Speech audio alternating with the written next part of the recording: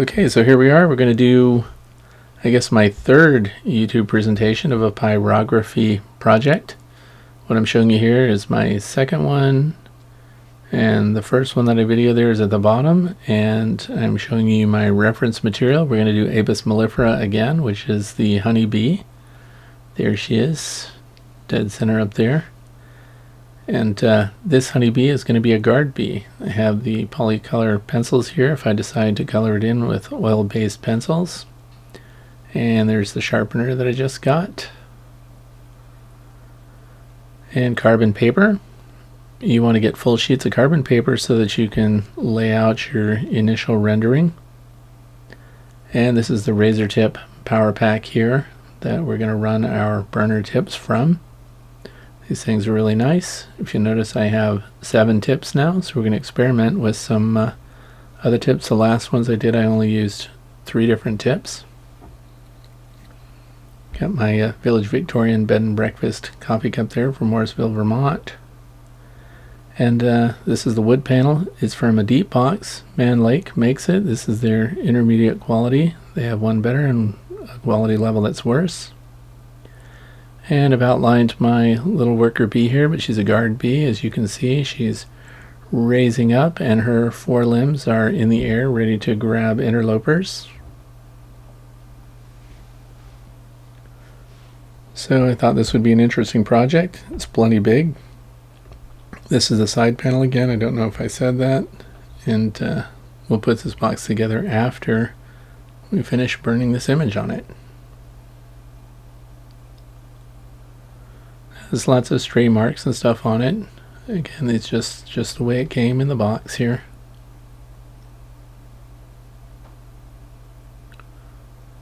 And we're probably going to start out by burning the head here. And start with the eye because that's going to be the darkest area. Don't get overly detailed with your initial sketch. Just make sure you've got the parameters and the shape and kind of the attitude of everything down right. You can do a pencil sketch first and then trace your final sketch through graphite paper, which is erasable. This is graphite paper that came with the razor tip package. I have not used it yet. That's a pretty large sheet, so I'm sticking with the 8.5 by 11. These are the 4 tips I'm going to be using. The ballpoint, the arrowhead shader there, and the round flat shader, and the knife blade at the top. So we're going to start with the ball tip here.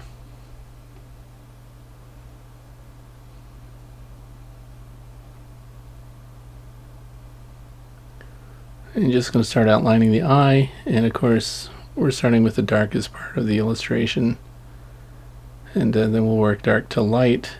And notice I've outlined the highlight on the eye, and you don't want to touch that, because what we're going to do is we're going to darken everything around the highlight areas, and that will make them even more prominent. So we'll do a little scumbling here, which is just a bunch of random circles that start to build up the values. Or you could go into just making contour lines which follow the shape that we're trying to convince people that the eye has.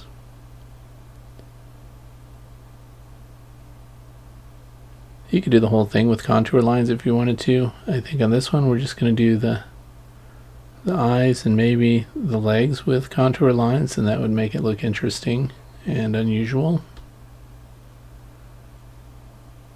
And again, make sure you don't run any marks into that highlight. That's why you want to outline those when you're doing your layout here.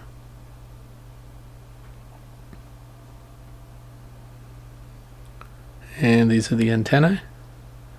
And when you're picking an image to do, you could get something that has simplified images already, like you could get pages from a coloring book. There are lots of nature coloring books, for example, and then you could pick one of those pages, put a graphite sheet under it, and outline that right onto your box or piece of wood, and then use pyrography to finish it in any way you like. Or you can freehand stuff. I don't recommend freehanding when you're going to be burning the wood, because every mark you make is going to be there. It's not like you can just lightly sketch in and build it up, although That may be a neat effect unto itself, but you probably want to come up with a simpler outline that's pretty much what you want. Then we're going to work on the mandible here. And someone recently asked me on YouTube if honeybees have teeth. Well, this is kind of the closest thing to it. They have their mandibles here that they pinch with, and they drag drones out with, and they shape honeycomb with it, and they bite their enemies, and they bite people sometimes. And it's the closest thing to teeth that they have.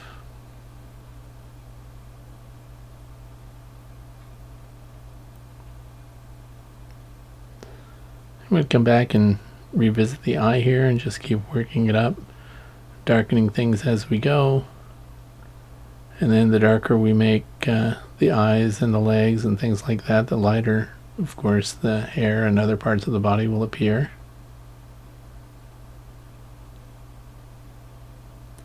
And now we'll do a little pointillism just because it's fun to create an image with dots. Depending on how long you hold it in one spot and how much you push it in, the larger, deeper, darker the dots will be. And bees' eyes are very interesting anyway when you look at them up close. Even though they're shiny and appear smooth, you'll see that they have compound eyes with lots of little facets in them.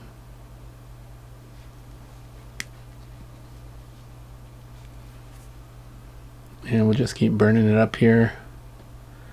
Get over here on the bee's knees. Look at all the moisture that's rising out of there's pine sap coming up out of this box, which is actually kind of cool because it boils and sizzles here under the tip, but then as soon as I move the heat away, it sets up, so it's like an instant varnish kind of pine sap.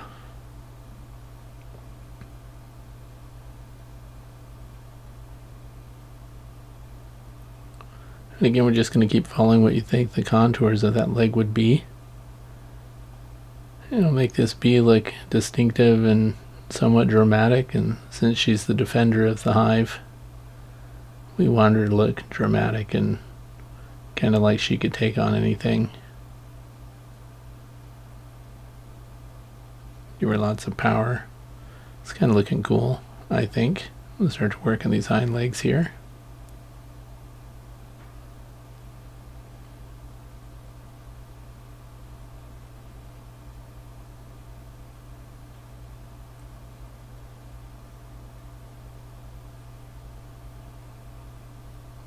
And it really, if you're going to do artwork of something like a bee that has lots of intricate parts and textures, it's a great way to further your understanding of their anatomy and appreciate really how interesting their design is and how functional they are.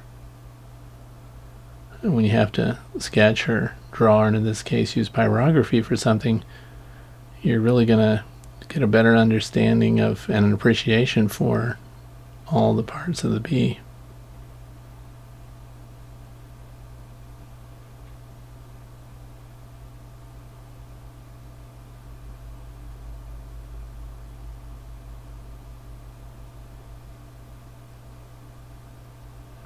And remember, this is a guard bee, and guard bees do just what the name says.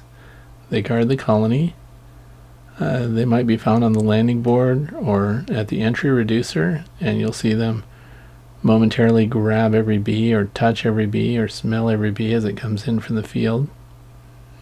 And other guard bees are inside the colony, kind of running around in groups, checking up on everyone, and if something doesn't smell right or if somebody doesn't belong, they will run them right out.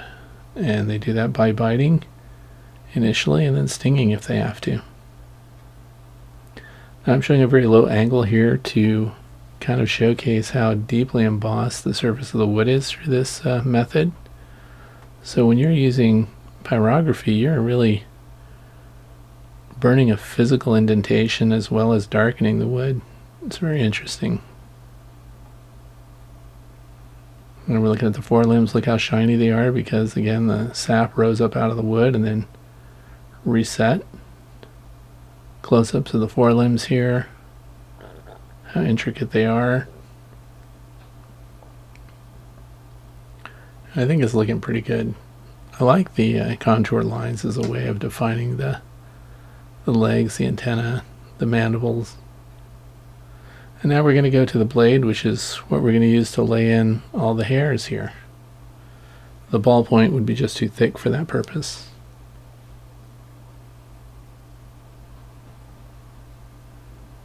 And in the areas where you see the sap rising out there, it takes a lot more heat and a lot more time to darken the wood there. But the effect is interesting and unexpected. You can't really plan on that kind of moisture being in the wood. But I can't say I'm mad about it. It's creating some interesting texture and glossiness here.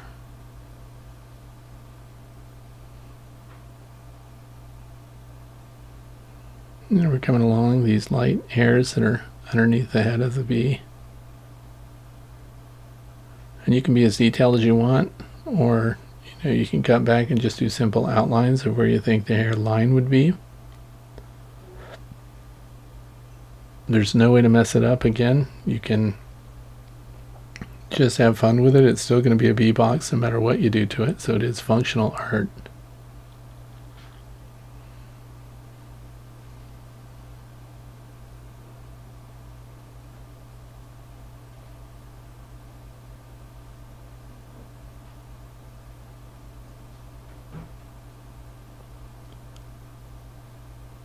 And these tips, I guess, for making hairs, this is about the best tool. I can turn it over here and do it with the back side of it, but it doesn't seem to work as well as when you're using the long edge. But when a bee's body is composed of long and short hairs, fine hairs and thick hairs, and some are soft and some are rigid, and there's that hard to get a dark mark here.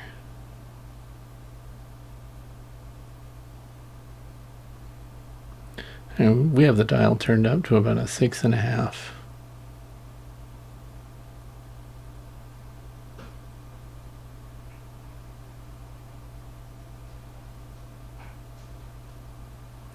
Now I don't know what my next project is going to be, but I guess I've done the regular worker bee. Now we're doing this guard bee. Maybe the next one will be a forager that's coming in with a bunch of pollen on its hind leg or something like that. That looks pretty cool. I'm satisfied with the shape of the legs. We'll just build them up, make them a little darker here, but the thorax is shaped up well. The fuzz on the head is good. Just a close up here to show you where we're coming from. We still have some darkening to do and a lot of shading to do, but the hairs and shape is pretty convincing, I think, so far. Just keep working up the contours, and look how dark I made the joint there. High contrast is the key to creating a dramatic image on the box. And we're a little higher than a 6 here. I do like these tools because you can swap them out. They cool down fast. So you just unplug one, plug in another, and get right back into it. So you can swap tools as often as you like. It's a very handy kit, I have to say.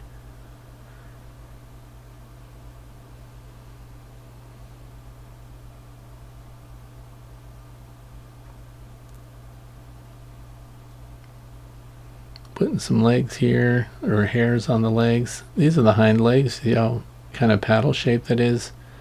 These are the hind legs where the pollen would be stored if this became a foraging bee. Right now as a guard bee, you won't see any pollen on her, but the hairs on their hind legs there will be super stiff, and they'll actually be kind of curved better than I'm showing here, where they would be designed to hold the pollen. And all these little hairs around the joints and stuff, very interesting. If you haven't really looked at a bee's feet up close, I recommend you do it, because it's impressive the number of joints and how delicate they really look. It's amazing the amount of work they do with them. And we're back up here on the abdomen, just adding some patches of hair. We're going to do most of the work on the abdomen through shading and not so much with hair workups. And there it is. It's looking pretty good. And now I have this little shading iron. Trying it out for the first time. Cranked it up to 6.5, almost 7, because there's a lot of metal. And I want to do some shading there. So much moisture is coming out of the wood here that it's almost impossible to darken it the way I want to.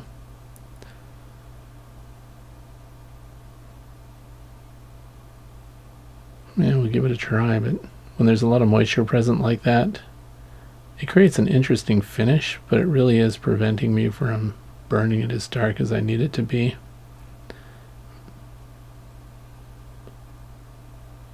Come back and visit the eye here. I don't know, this iron is pretty thick, this shading piece. I've seen people do entire pyrography works with it on YouTube. I've looked at some other channels. But I'm probably going to shift over to one of the more flat shaders so I can try it out. These tools are new to me, so I'm actually testing it on my actual project, which is probably not a great idea. You want to probably test it out on just scrap pieces of wood that you're not going to use, but I don't think we'll run it. Here's another shader that I got, the spoon shader. So I'm going to see how that goes, and we'll crank up the electricity here a little bit. And it's okay. Kind of makes a dark center.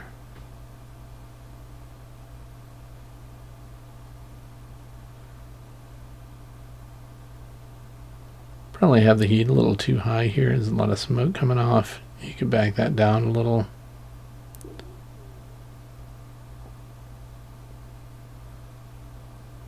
And I've shifted now to a flat shader. We're doing the wings. You can put little tiny dots on wings. They have that. I'm just going to shade it in to indicate them. And there's the whole picture. I think I'm going to kind of abandon this project now. I think that's where I'm going to leave it. Looks like a bee. Contour lines are okay. I did not cast a shadow. Someone didn't like that on the last one. And just going to sign my name here.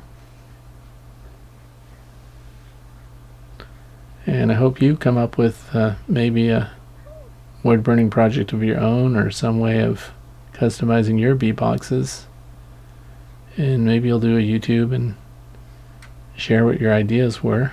I don't know what my next project will be, but I appreciate those of you who are watching and that wanted these tutorials. It's kind of a new territory here for my YouTube channel, but I'm definitely happy to burn the bee boxes for you and share how I do it and what I choose. So there's the whole thing. So this will be the side of the deep box, and we'll probably put some kind of urethane coating on it to protect it against the weather.